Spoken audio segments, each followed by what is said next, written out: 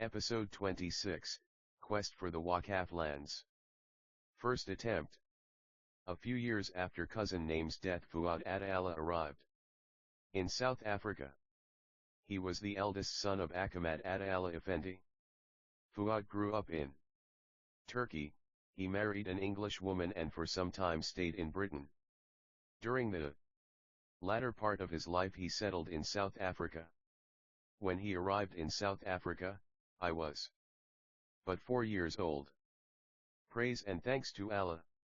I can still remember the fuss and the hullabaloo that accompanied him.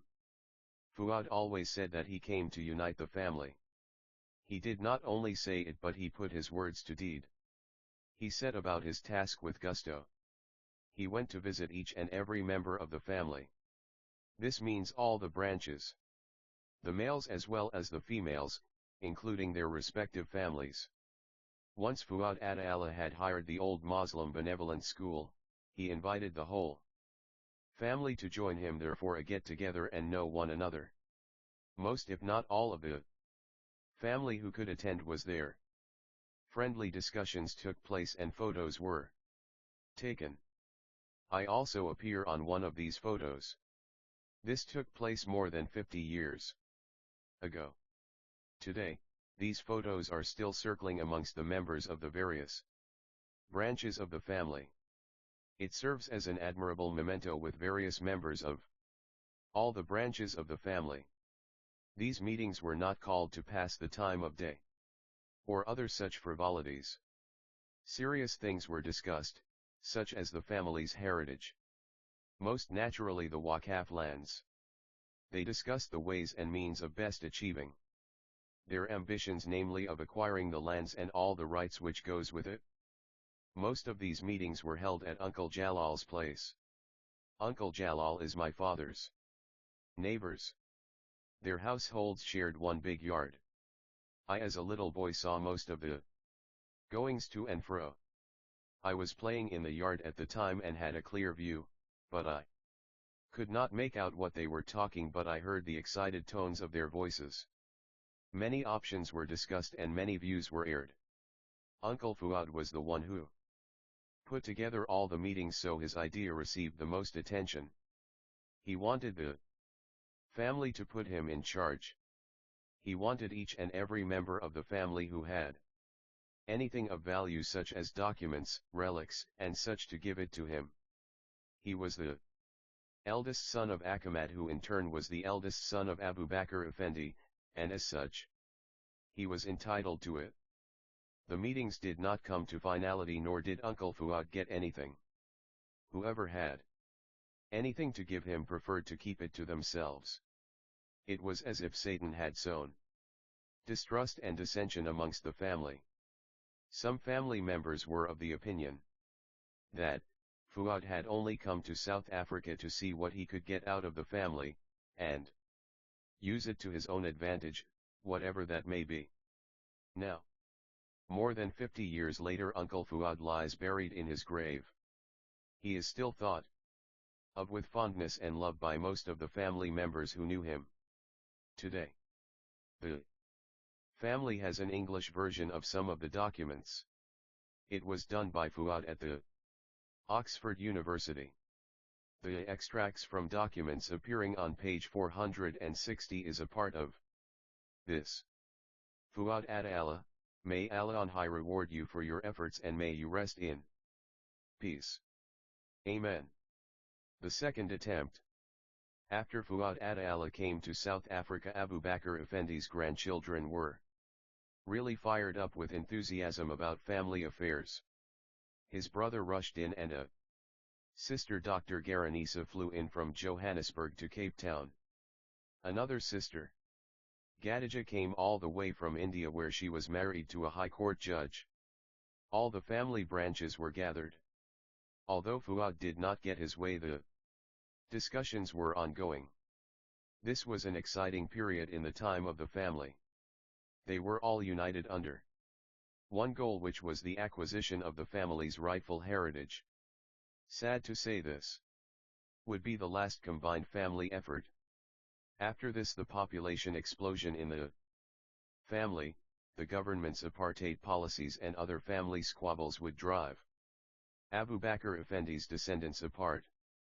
As fate would have it, it was decided that my father's two brothers Fake and Fuz, together with two fellow cousins Rushdin and Farid, would strike out for the Waqaf lands. Actually, my uncles were lucky to be a part of this foursome. Uncle Fake's wife, Asa bless her, had come into her inheritance. Most of this money went to fund her husband's and his brother's trip. My grandmother Kulsum was still alive. The day they left, the excitement of the grown-ups ran to fever pitch. So much so, that it even got to me. While my uncles were gone, it was a trying time for my grandmother. She worried much over the safety of her sons. She had cause to worry. Her husband's brother, Ahmad, had died under suspicious circumstances. It was while he was the Turkish consul general to Singapore. My grandfather and his two remaining brothers believed that Ahmad was killed because of his family roots.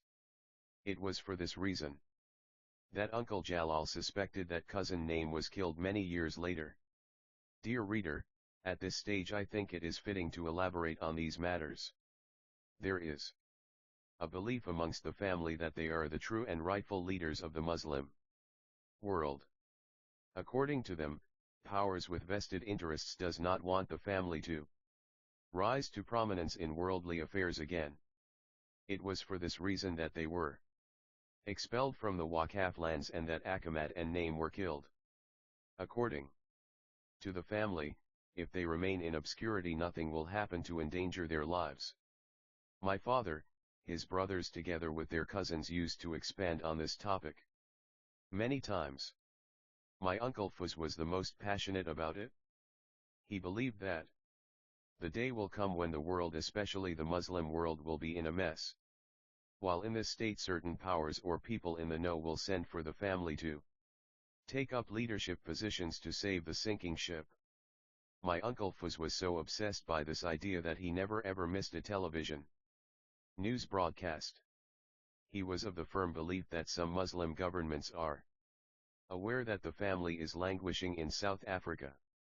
He was waiting for them to announce that the family must come forward to take their rightful place at the helm of the Muslim affairs.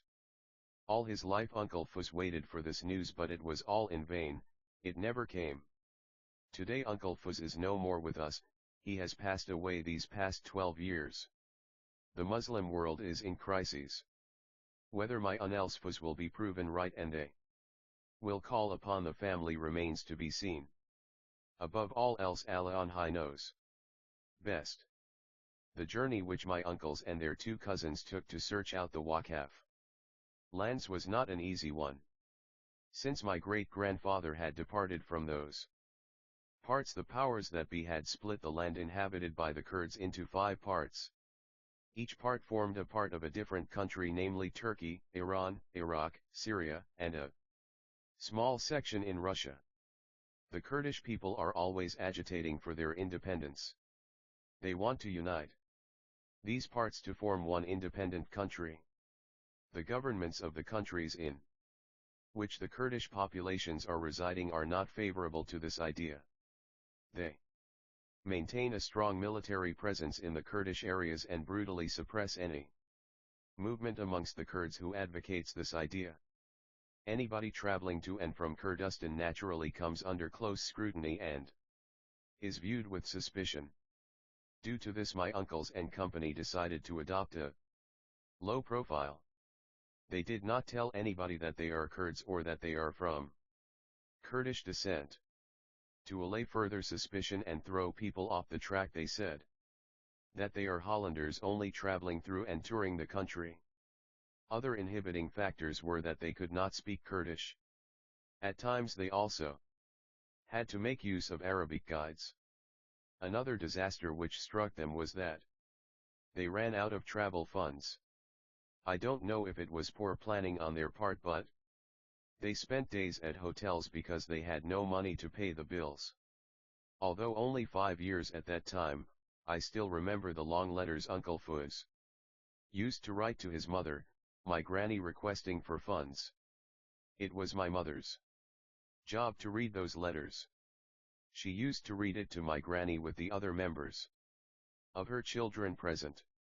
Uncle Fuzz's letters really traumatized my granny.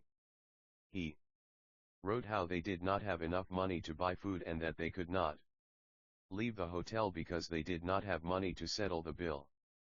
After listening to this, my granny would cry for days, praying and begging Allah to bring her sons back home and in one piece. All my grandmother's children hastily started a collection to get their brothers out of the predicament in which they had landed themselves. My father's sisters, especially my Aunt Salma and Amina, gave the lion's share. All's well that ends well. 6 months to the day after my uncles had left, they returned to South Africa. It was a joyous family reunion. When my uncle Faik greeted his mother, his first words were, "Mama, we experienced much difficulty." Mama ons het Beswar Jekri. He burst out crying at the same time, clasping his mother around the waist and smothering her with kisses. Nothing could hold back my grandmother's tears. It came like a flood. Allah had answered her prayers and had brought her son safely back to South Africa. We, that is to say my father, mother, and us children, stayed with our grandmother. Due to this, I was fortunate enough to witness this whole incident. My sister and I, including our mother who saw all this, were also affected. We all burst out crying. Thanks be to Allah, who have caused me to recall this after so many years had passed. To say that my uncles and company aborted their mission because of lack of funds is not entirely true. When they traveled through Iraq, Iraq went through turbulent times. Some Iraqis had staged a revolt which had resulted in the toppling of the monarchy. The Iraqian king was killed. He was actually dragged through the streets and set alight. It is said that he is related to the Holy Prophet, peace be upon him. My family also makes this claim. Naturally, my uncles and their cousins feared for their safety and was in a hurry to get out of Iraq. Who can blame them? These family members traveled to the land of their forefathers because they wanted to find out what had happened to the school at Sisava and the trust lands which their documents were talking about. If it existed, it would accord the family certain rights. The right to stay on the land. The right to send their children to the school for free education. The right for them to be granted all the necessary aid and assistance to again take up their rightful place at the head of running the Waqaf's affairs. The family believes that once these rights have been given to them, they will automatically get citizenship rights of the country, rise to prominent positions in the government of the country, eventually take over the ruling of the country. Last but not least, the riches and life of ease and luxury which goes with all this.